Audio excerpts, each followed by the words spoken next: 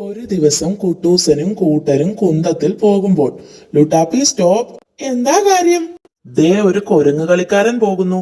ഇത്തിരി നേരം കുരങ്ങ് കളി കാണാം. അമ്പടാ, അത് കുരങ്ങ് കളിക്കാരനൊന്നും അല്ലാടാകിനി. പിന്നെ ആരാ? അതാണ് പുട്ടൻ മന്ത്രവാദിനി. ഇഹിഹി, ഇയാൾ എന്തിനാ കുരങ്ങനുമായി നടക്കുന്നത്?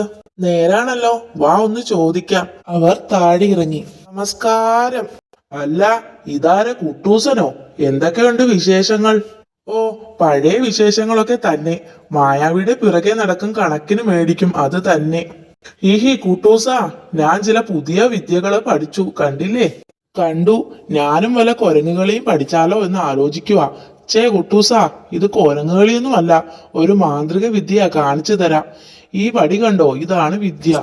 ഈ വടി കൊണ്ട് ഇവനെ ഇങ്ങനെ അടിച്ചാൽ, എന്റെ അമ്മോ, ഇവൻ ഭീകര ഗോറില്ലയാവും, കിങ്കോങ്. എന്റെ അമ്മോ, ഇവനിപ്പം നമ്മളെ വിഴുങ്ങും. പേടിക്കണ്ട, വടിയുടെ മറുവശം കൊണ്ട് ഒരടി കൂടി കൊടുത്താൽ പഴയ വടിയാകും.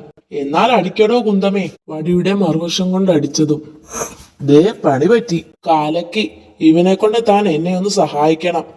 എന്ത് സഹായമാ? 2 പിള്ളേരുണ്ട്, രാജുവും രാധയും. അവരെ ഒന്ന് ശരിയാക്കണം. അത്രയുള്ളൂ. അവരുടെ വീട് കാണിച്ചു തന്നാൽ മതി. ബാക്കി കാര്യം ഞാൻ ഏറ്റു. അല്ല, ഇവൻ ഏറ്റു. ഫേഷ്, അത് മതി. ഇതൊക്കെ ആ വഴിയിൽ വന്ന മായാവി കണ്ടു. അവർ കുട്ടികളുടെ വീട്ടിലേക്കാണല്ലോ. എന്തു ചെയ്യും? പിന്തുടരുക തന്നെ. ആ പിള്ളേര് വിളഞ്ഞ വിത്തുകളാ, സൂക്ഷിക്കണം. അതൊന്നും കുഴപ്പമില്ലെന്നേ.